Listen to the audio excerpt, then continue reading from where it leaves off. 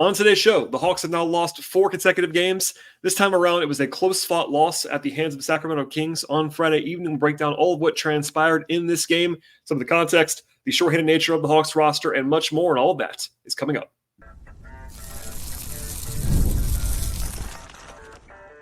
You are Locked On Hawks, your daily Atlanta Hawks podcast. Part of the Locked On Podcast Network. Your team every day. Hello, friends. Welcome to episode 1836 of the Locked On Hawks podcast.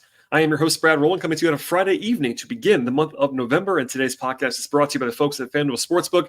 Begin the season right now with a big return at FanDuel Sportsbook. If you're a new customer, get started with $150 in dollars. And when it comes to bonus bets, if you win your first $5 bet, and the place to go is FanDuel.com to get started. I should also tell you at the top of the podcast to make us your first listen each and every day.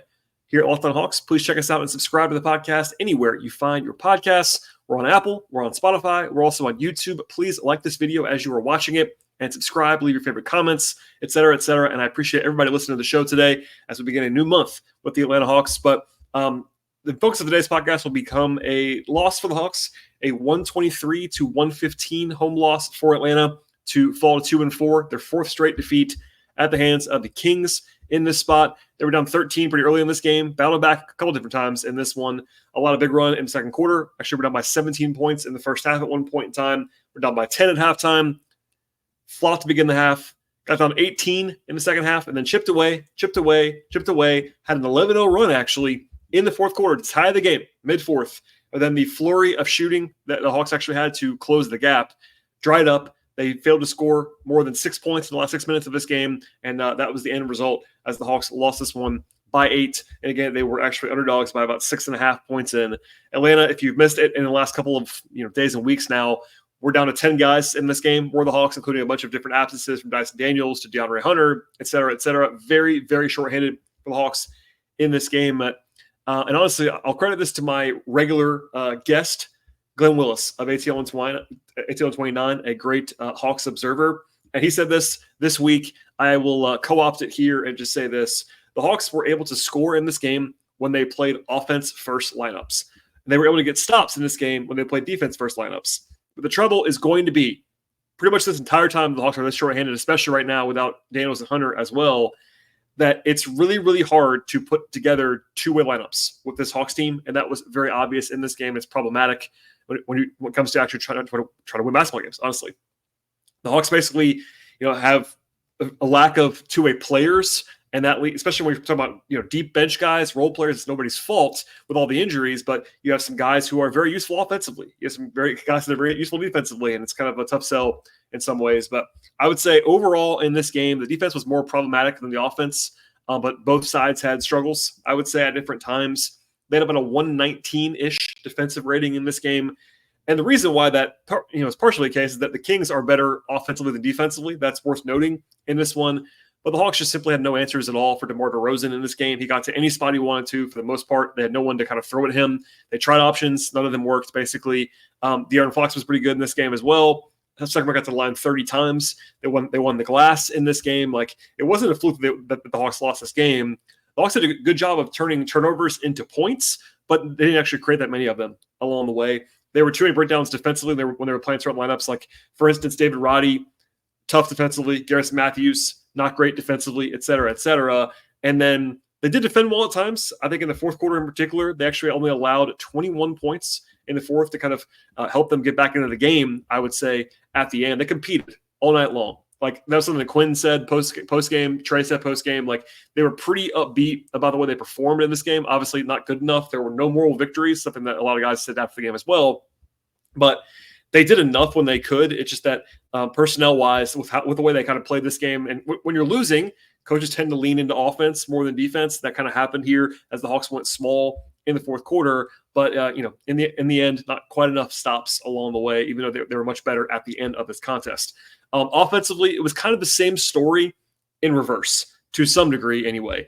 The fundamental stuff underlying, like your approach, was pretty good when they had enough shooting on the court. And that was the big theme of the night, I thought. The Hawks took 53s in this game. And I know for some people that's actually going to be kind of scary. For me, that's a really, really good sign. The Hawks want to take threes, and right now they kind of need to take threes with their lack of other options. They made 19 of them. That is a great number. 19 to 58, 38% on huge volume is very, very encouraging. That kind of helped the Hawks to level the playing field. Garrison Mathews and Keaton Wallace combined to make 11 three-pointers in this game. Pretty impressive. The Hawks actually ended up with 30 assists and 13 turnovers, which is a really good ratio. They were not great on the glass at all in this game, nor did they get to the line very much, and they had trouble scoring with certain lineups. And look, they ran out of gas late in this game. I think, in particular, Trae Young, who was really good in this game, played 42 and a half minutes. That's so much time to be playing in October and November, and he's been playing that kind of workload out of necessity. The Hawks just don't have anybody else to carry the load on offense right now. Quinn Snyder, post-game, I won't play the audio for you, but basically came in, sat down, took a question from Lauren Williams of the AJC that was not about Trae, and then proceeded to praise Trae for about a minute and a half, and then walked off. So basically, it was a message, it felt like, to the media, or I guess to Trae, to basically, kind of try to keep him engaged, because Trae is doing so much right now that I think Quinn wanted to get that out there at some point. I thought Trae was really good post-game as well with his comments, like pretty mature stuff. He praised Keaton and Garrison, how they fought overall. He does not like moral victories, which he did say, but I thought it was pretty mature of him to come out and kind of approach it that way. He was kind of funny about the refs. He didn't love some calls in this one, neither did I, honestly. But he didn't dive in fully there either. But anyway, I would say they did enough offensively in this game, even without a big Jalen Johnson game. Like, he was just okay.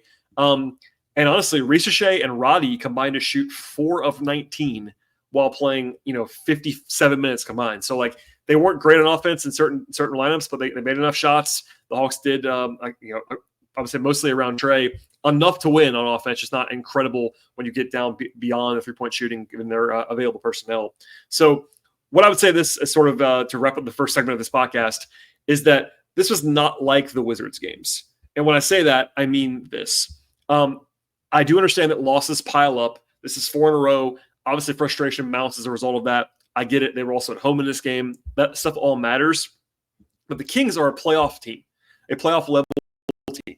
They were proven at that level the last 2 years. Of course, the Hawks should be following them for draft purposes all year long. But, even beyond that, like, they were essentially at full strength. They were missing Devin Carter, their draft pick this year, but everybody else was there for Sacramento in this game. They were on full rest, and the Hawks were sizable underdogs coming into this game. Does that mean that it's a guarantee that you're going to lose? Absolutely not. Nor does it mean it's a guarantee that you're going to win when you're favorites. But that's good context. The Kings were 6.5-point favorites in this game at FanDuel. That's a big number on the road. And that kind of tells you that the Kings are perceived, and I think accurately perceived, roster-wise, as being much better than the current version of the Hawks. And I agree with that, obviously. So that's worth just keeping in mind for context. Again, I understand the frustration is mounting, it all compounds on each other. But I thought the Hawks played hard, competed well. They were in the game. They never rolled over. There were, I would say, multiple chances in this game for the Hawks to pack it in. They're down 19. They had this terrible start in the third quarter. It felt kind of over to me at that point in time. Like, not over, but it kind of felt like it was getting there. And then the Hawks responded, came all the way back. And I think, obviously, it's a professional basketball team. There's no moral victory. I get that. But, and look, I'll nitpick some stuff later on, rotationally and skill set wise, and go through things in more details as we get going here. But that was my biggest takeaway from this game, is that the Hawks played well enough to win, and they certainly did not underperform in this game compared to what I thought they were going to be able to do against the Kings. They still lost the game. I understand that, but it was not like the previous 2 games. The Wizards games, frustrating. I'm sure for Hawks fans, I felt that. I heard from you. I understand that totally. Those were not great losses, even with the context. This one, the Hawks had the same roster challenges as they did on Wednesday. It was the exact same roster that was available. And I said this then, I'll say it again now. If the Hawks had only this roster available, they would be like a team that wins in the 20s. They'd be a bad team. And they competed in this game. So I'll leave it there for now. That's my big picture stuff. In a second, we'll dive into much more in terms of granular nature of this contest, my observations, rotation stuff, et cetera, et cetera. But first, a word from our partners on the show today. Today's show is brought to you by FanDuel Sportsbook. Get ready now to tackle the NBA season and the NFL season as well with the folks at FanDuel Sportsbook. FanDuel is America's #1 sportsbook, and right now, if you're a new customer, you can bet $5 and get $150. That's $150 in bonus bets when you win. The FanDuel Sportsbook app is so easy to use, and it gives you everything that you're actually looking for to really place your bets all in one place. They have all stuff that you're looking for across the sports betting space, from over-unders to point spreads to money lines, player props, future bets. Same game parlays. They have live betting and so much more. The app is safe. It's secure. They cover the entire range of sports as well. That includes the NBA. Of course, beyond that, we cover that every day on this podcast. But beyond the NBA, they have the WNBA, they have the NFL, college football, MLB. I know the World Series just ended, but still future stuff there as well, free agency stuff, etc. Hockey, golf, tennis, soccer, auto racing, boxing, MMA, and so much more. And now's an awesome time. Sign up with the folks at FanDuel Sportsbook, and the place to go is FanDuel.com to begin and get started with $150 in terms of dollars in bonus bets if you win your first $5 bet. That's FanDuel.com is the place to go. Never waste a hunch. Make every moment more with FanDuel, an official sportsbook partner of the NFL. All right, we'll dive in now to this game, and a little bit of a curveball at the outset. They started Larry Nance Jr. in this game. That was a mild surprise. I was not shocked, but I thought there was a pretty good argument that it was not going to be Roddy again. It wasn't. I would have guessed Garrison Mathews, and spoiler alert, they started Garrison Mathews in the second half, and he played almost the entire half. They did start Nance. That didn't stun me. And look, I know I'm known as the Clint Capella guy. If you're going to start Larry Nance, I said this on Twitter as well in real time, if you're going to do that, again, that's a big if, I would have started Okongwu with Nance, because Nance and Capella does not work, I don't think, and it didn't work in this game. Also, the first career start for Jalen Johnson at the 3. He mostly played the 4 in this game eventually, because Larry Nance played only in the first quarter and never again. He played 8 minutes in the first quarter in 2 different stints, and that was it. So that was a little bit of an interesting wrinkle from Quinn. I'm not sure if that was a reaction to what was going on or planned or whatever.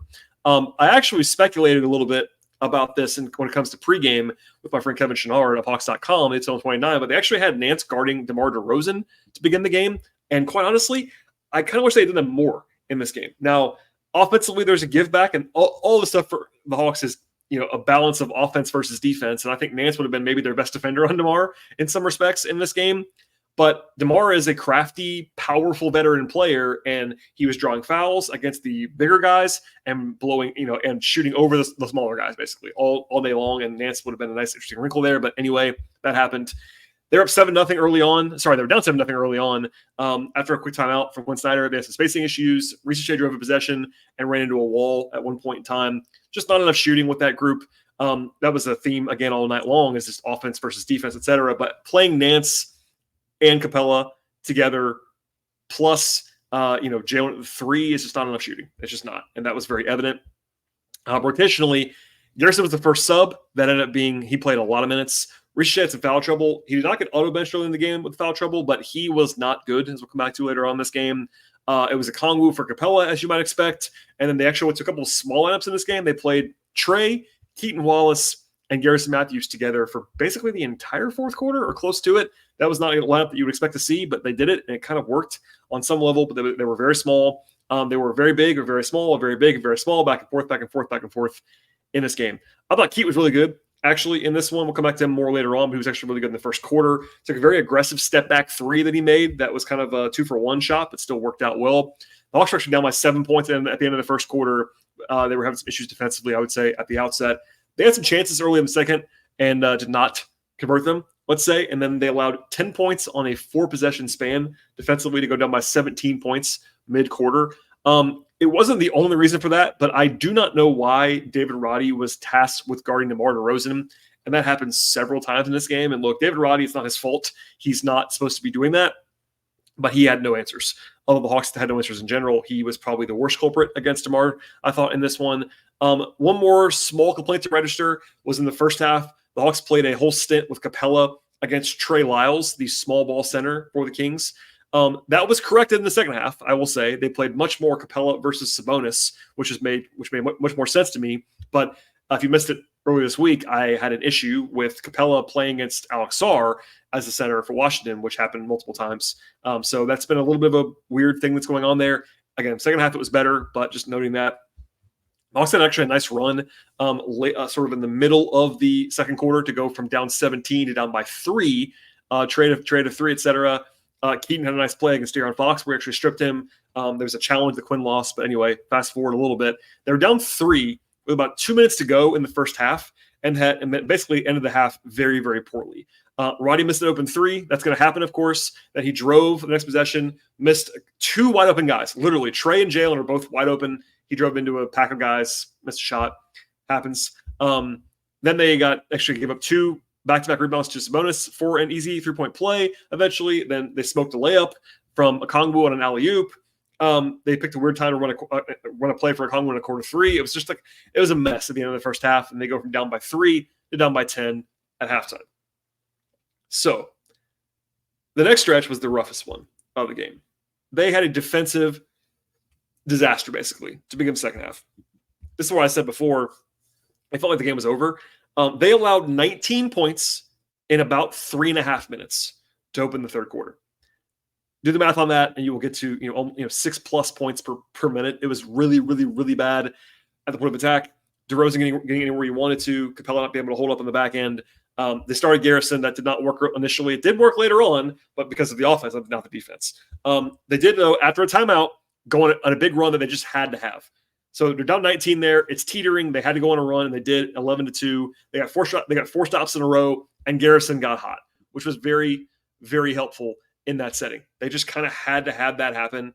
Basically, have Garrison do that in that spot was so, so, so important to what the Hawks were doing.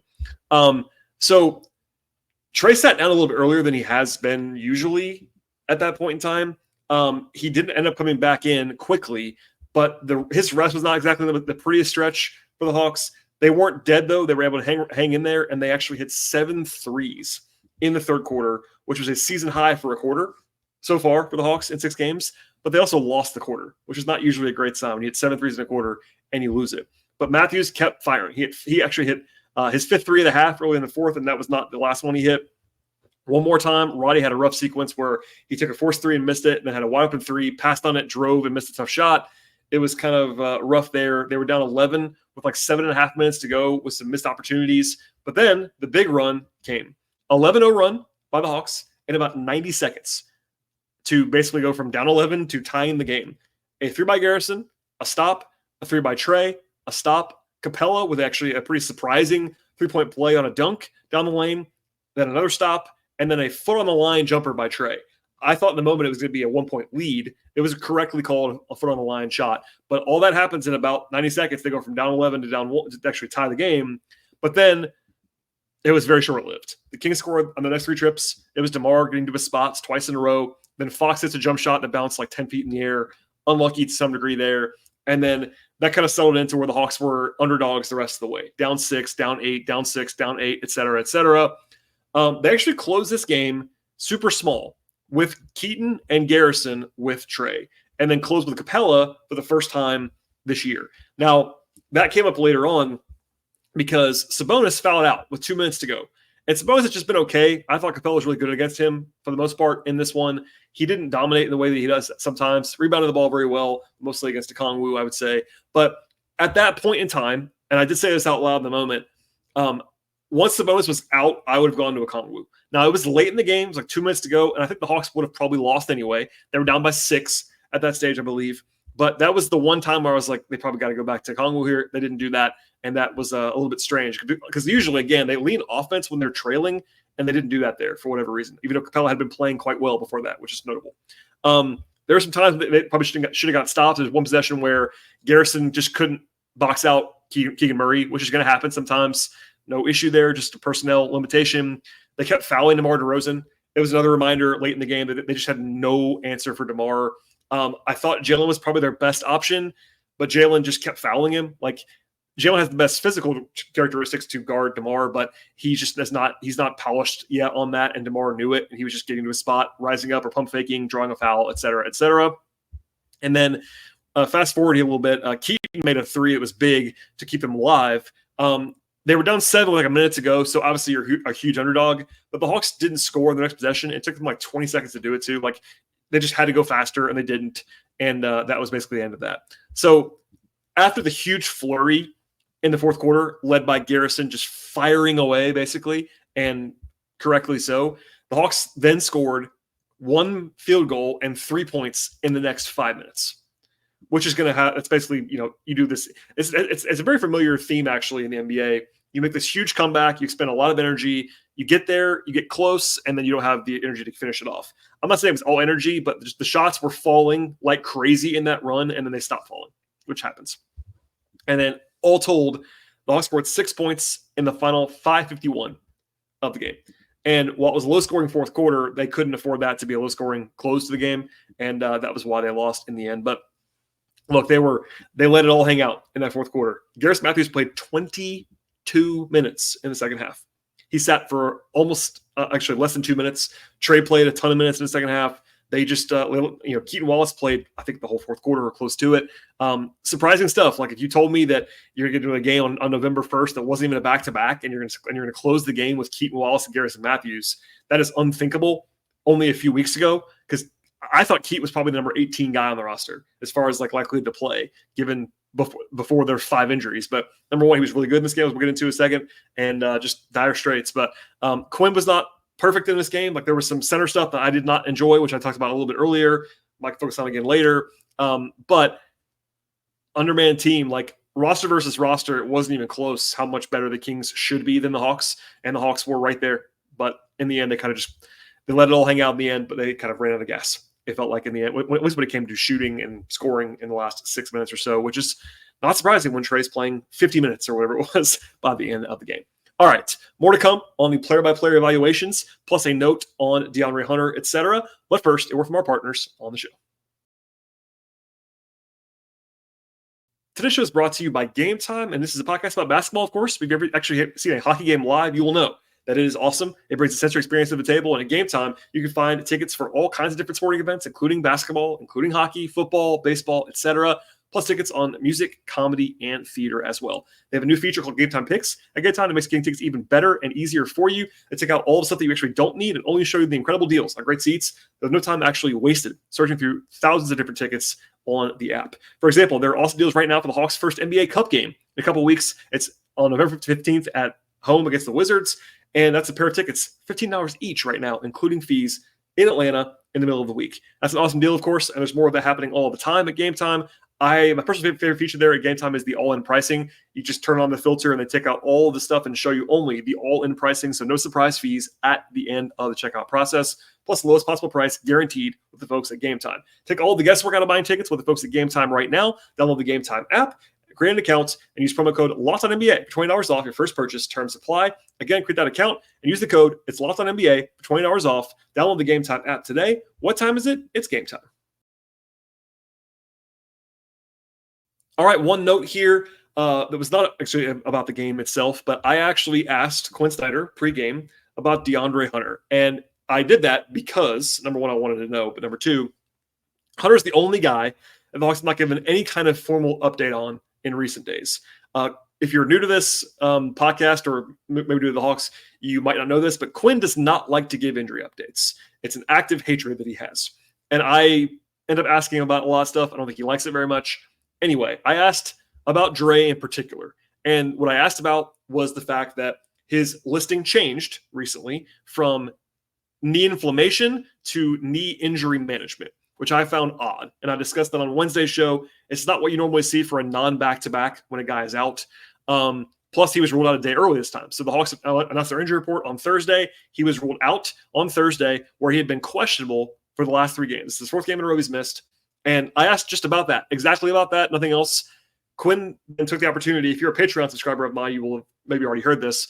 Quinn answered for about, it was more than a minute, I would say, without actually saying a single word about DeAndre Hunter.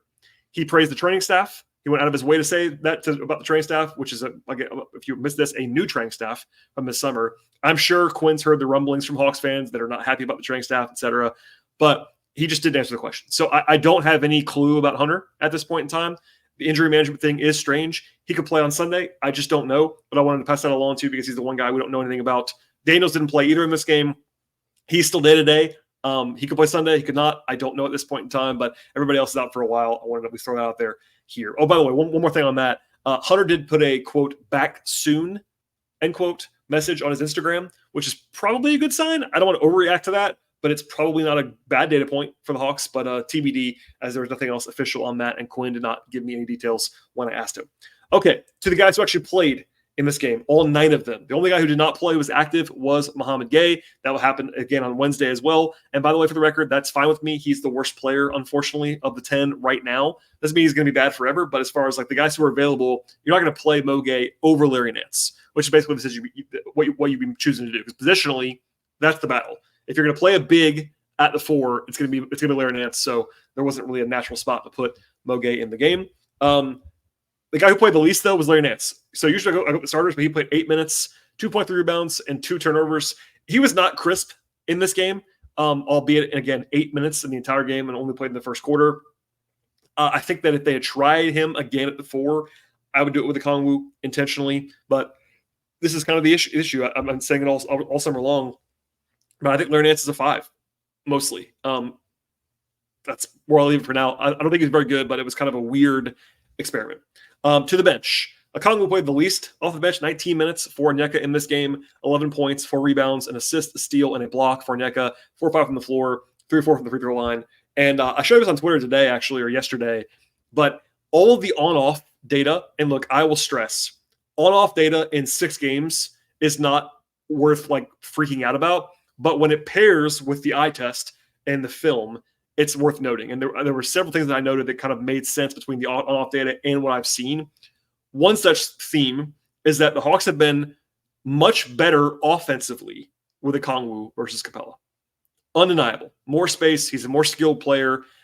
All of that.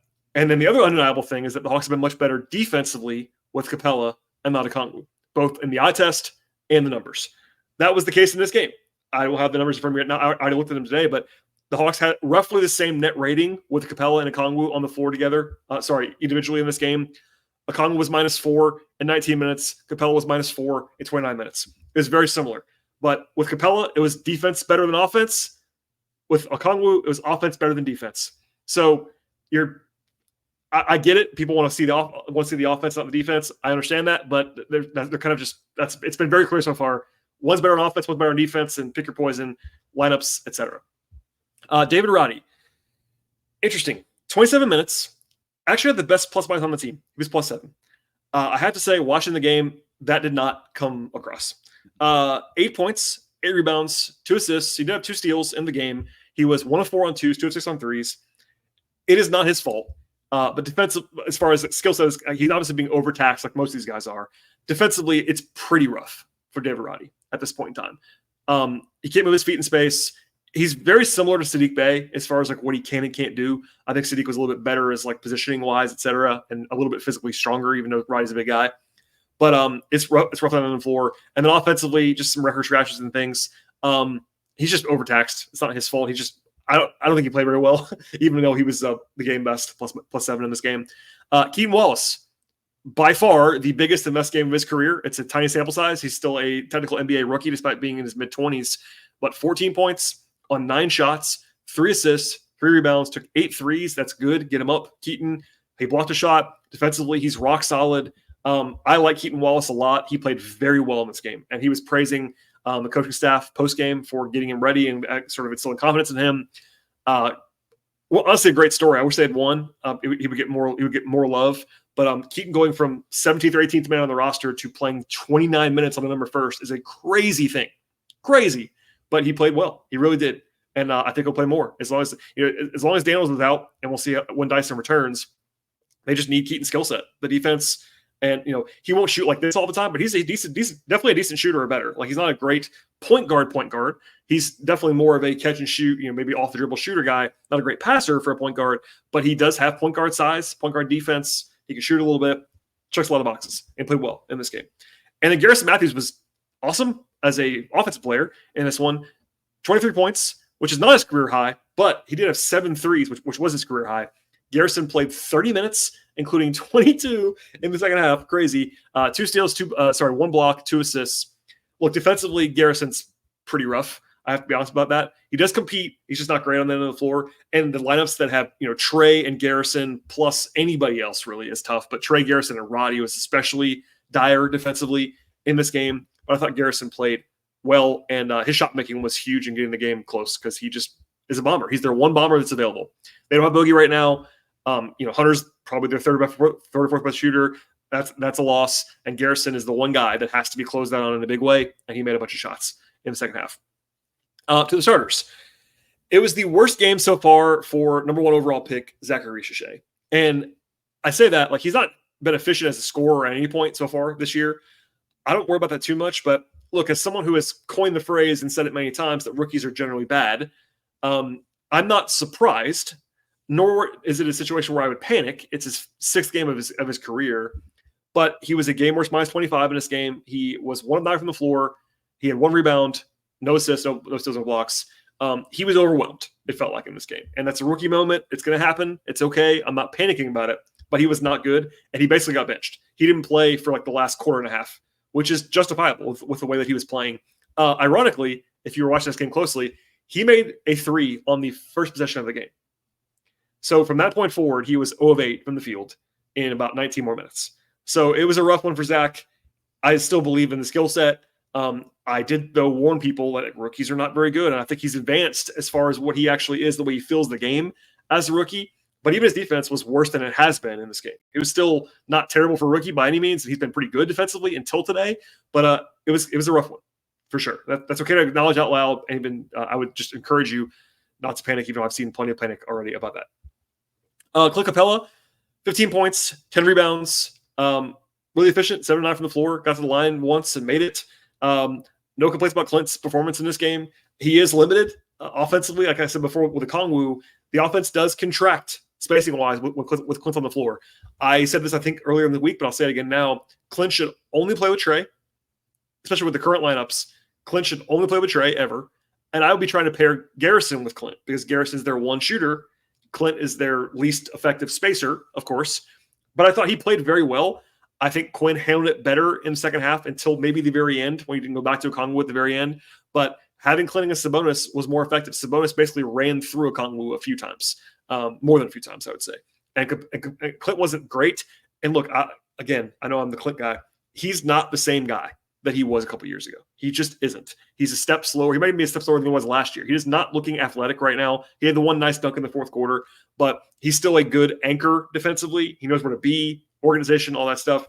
I thought he played fairly well, but it is also a reminder that he is quite limited, and he just is at this point in time. So there's no great options along the way. Jalen was not incredible in this game. He did have 9 assists, which I believe might be a career high. I'm looking this up right now. Jalen, it was a mixed bag, I would say, for Jalen in this game. Defensively, he had some rough moments against DeMar, where it's a tough matchup to be sure, but he was looking like a young guy out there. As a scorer, he was kind of passive. 14 points on 10 shots in 36 minutes is not like what you would normally see for Jalen right now. Rebounding wise, had some actually rough moments. There was one where he got out jumped by Keegan Murray. So he wasn't great, nor was he bad. The Hawks still, every time, pretty much one of my list of the on-off things was that Jalen, when he's off the floor, the Hawks just crumble. And that was, again, evident in this game. He was -2 in a game that they lost by 8. He'll have better nights, he'll have worse nights. He was fine. And then Trae, I mentioned briefly earlier, Quinn did like a minute and a half love fest on Trae. And I would say that I didn't love the way Quinn handled that because he came in and just could have just said that and walked away, but he took a question. That was kind of strange. But anyway, he was right about Trae. They're asking Trae to do something that's unsustainable for anyone right now. He's playing 43 minutes on a Friday in November after playing 40-plus minutes on Wednesday. He's carrying an immense usage right now. He had 25 points, 12 assists in this one, played very well. Didn't shoot it incredibly well. He was 5 of 12 on twos, but he was still reasonably efficient. The passing, the workload. I think obviously Quinn was just getting Trae's back, and rightly so. I think Quinn, by the way, a lot of the time Trae right now is playing with cramped spacing. So I said it before, they have two choices. They're playing these offense lineups where you're just trying to score the possession. Yeah, those were nice. But then Trae is then asked to carry these lineups that have no business playing offense right now.